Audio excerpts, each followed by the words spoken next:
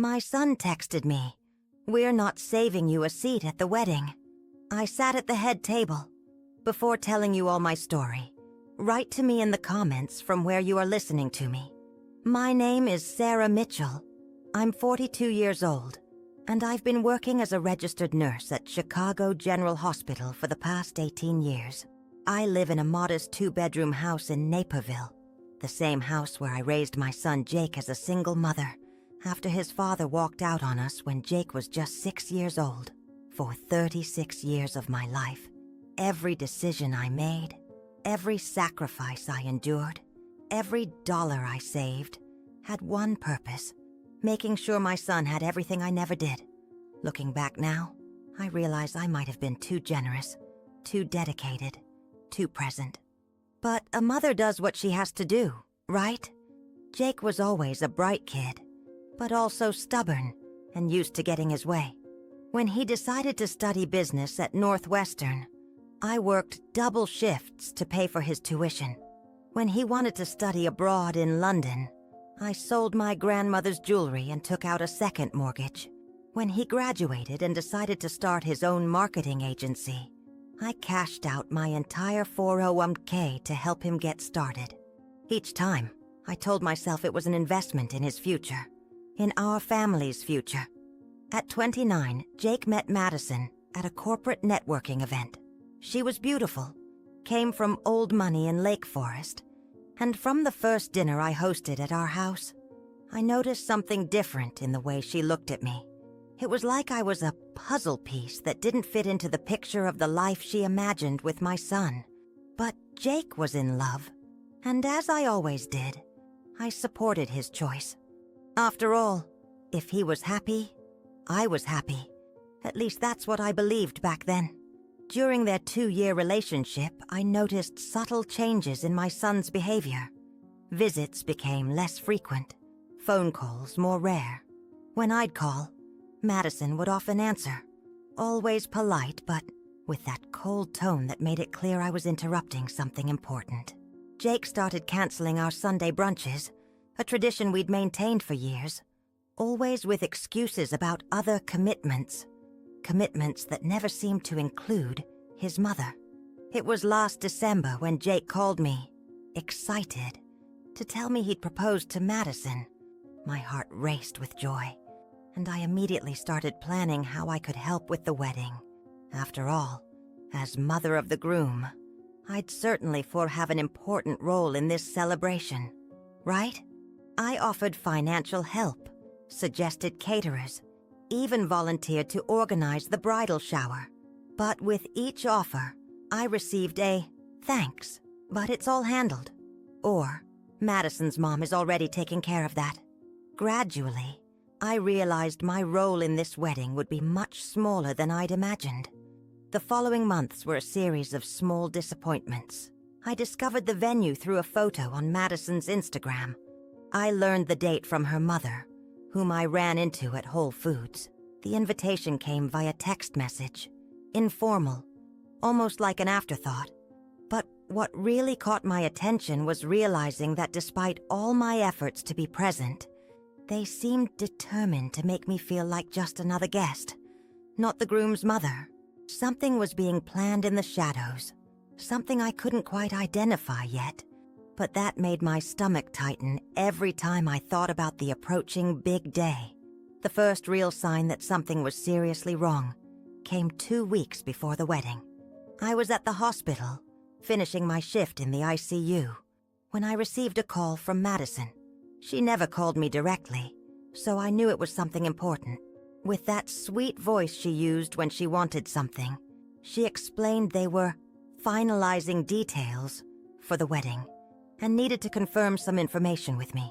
She asked about dietary restrictions, whether I'd bring a +1, details any competent planner would have asked months earlier. But what struck me was the slightly nervous tone in her voice, as if she were following a script. During those weeks, I tried several times to talk to Jake about the preparations. I wanted to know if they needed anything, if there was something I could do to help. But he always seemed rushed, distracted, with vague responses like, everything's under control, Mom, or Madison's handling everything. I realized they'd created a bubble around the wedding preparations, a bubble from which I was clearly excluded. I began to question whether this exclusion was intentional or just the result of natural wedding chaos. A week before the big day, I decided to try a more direct approach. I called Jake and asked specifically about my participation in the ceremony. After all, as mother of the groom, I should have some special role, right? Should I light a candle, do a reading, at least be escorted to my place of honor? His answer was strangely evasive. He said everything was already organized and I just needed to show up looking beautiful and have fun. That response left me with a bad feeling, but I tried to push it away. My son was nervous about the wedding. It was natural for him to be a bit distant.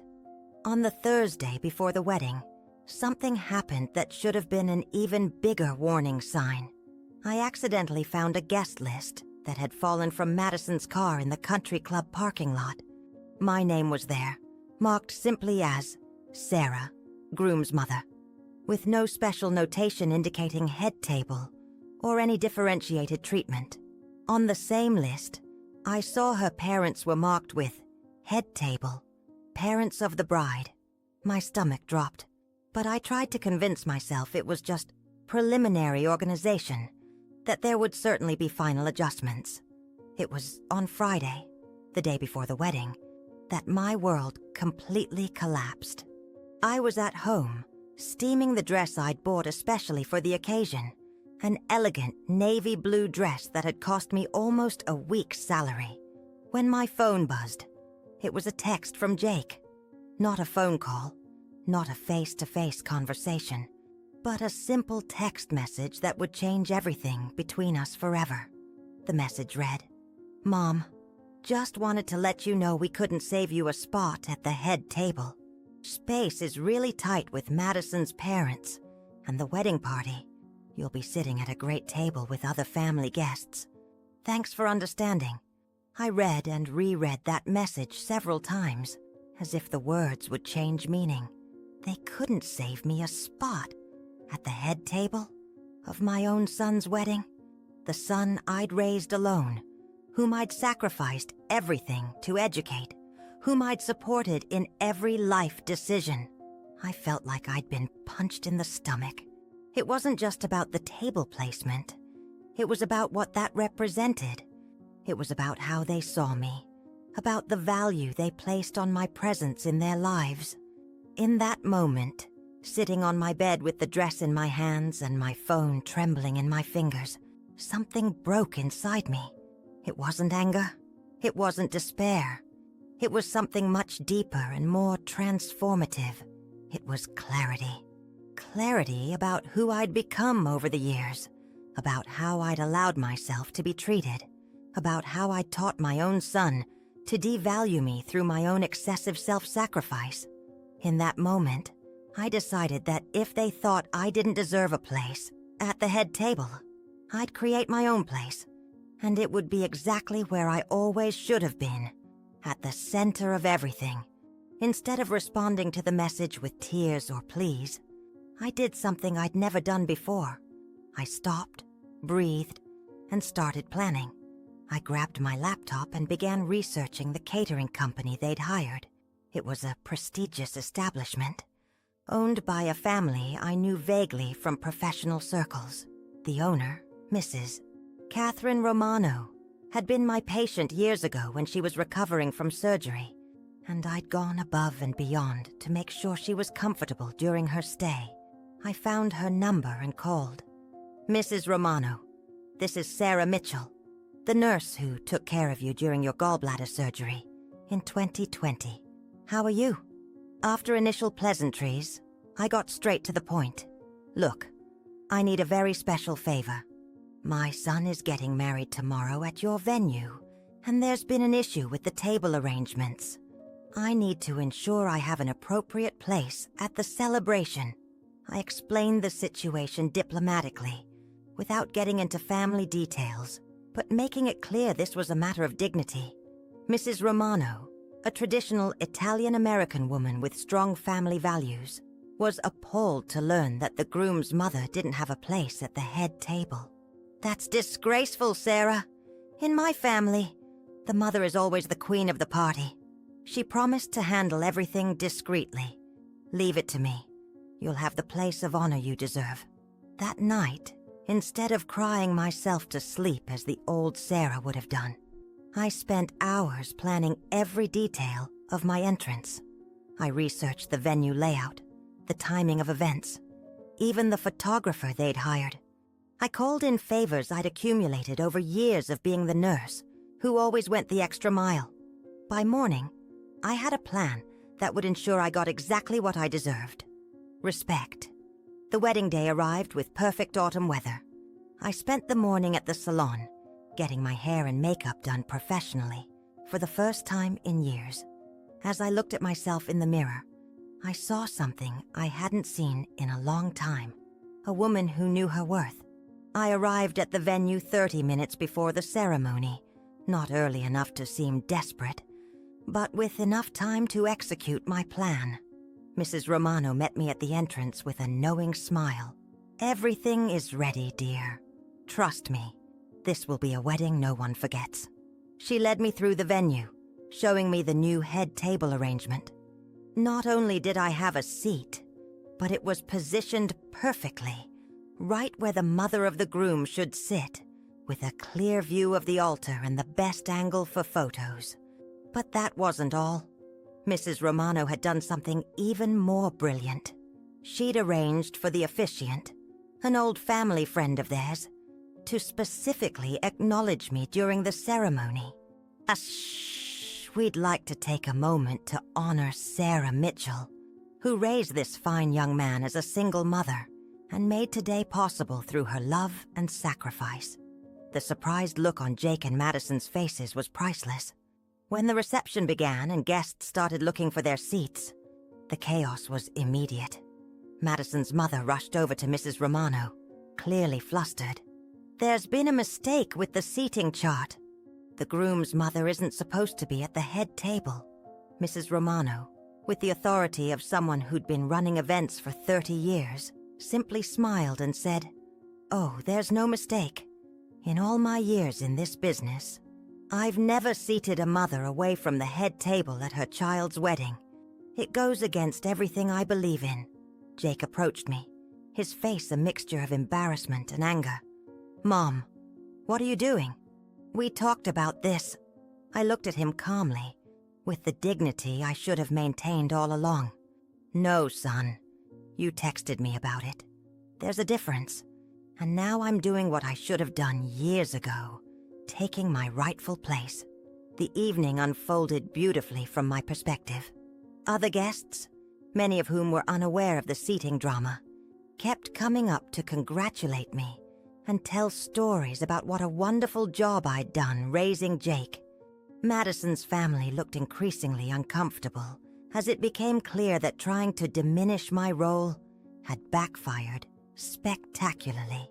The photographer, whom Mrs. Romano had briefed, made sure to capture every moment of me at the head table, laughing with other guests, clearly in my element.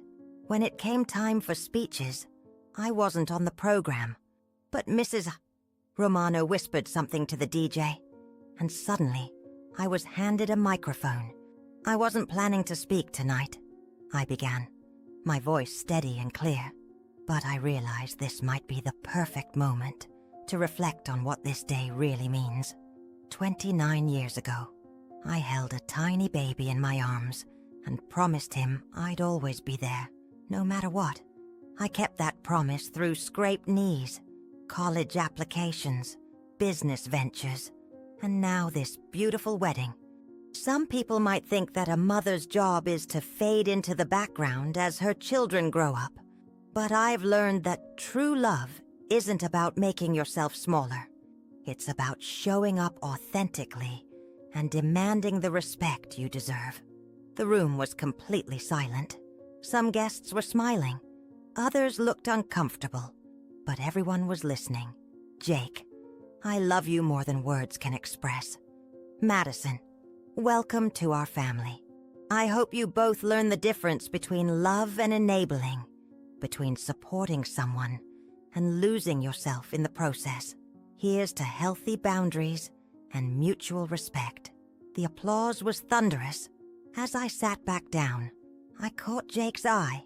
For the first time in years, I saw something in his expression that I'd missed. Respect.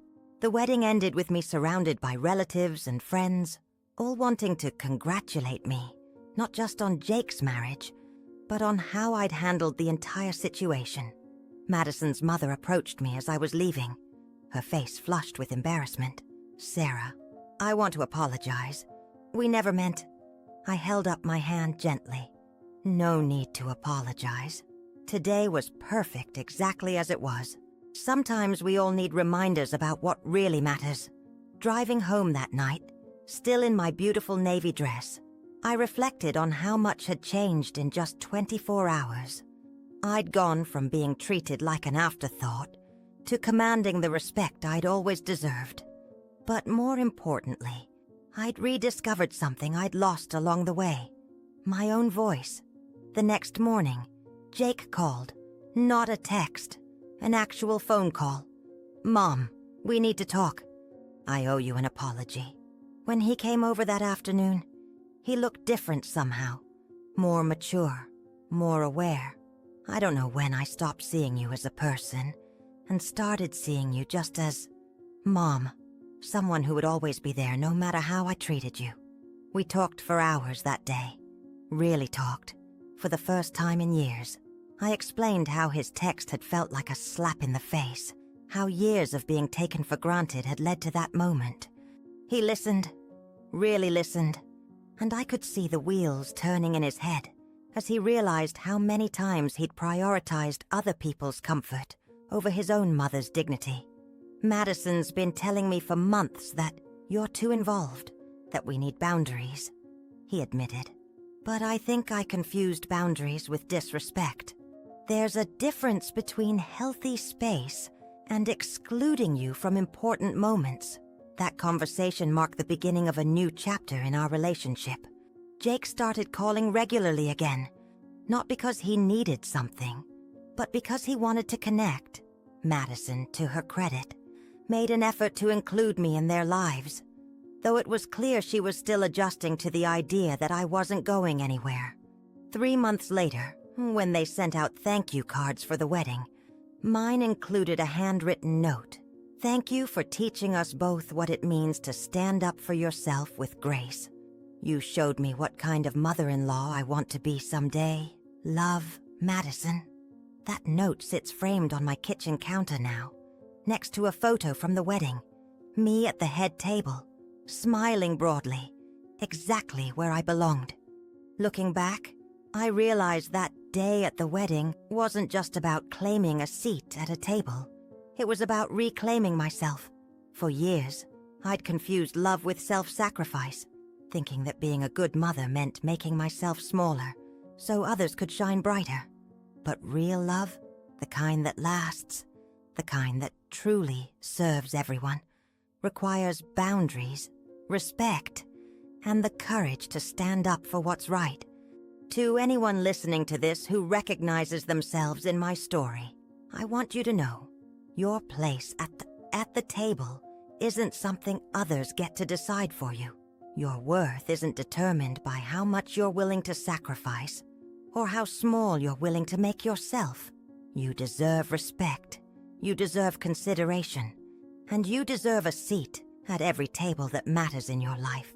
Don't wait for a wedding invitation to remind you of your value. Don't wait for someone else to give you permission to take up space. Create your own place, claim your own worth, and remember that teaching people how to treat you isn't selfish. It's necessary. If this story resonated with you, I'd love to hear your own experiences in the comments. Have you ever had to stand up for your place at the table? How did you find the courage to demand the respect you deserved? Share your story below. Let's build a community of people who know their worth and aren't afraid to claim it.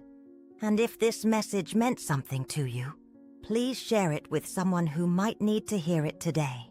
Sometimes we all need a reminder that we deserve a seat at the head table of our own lives.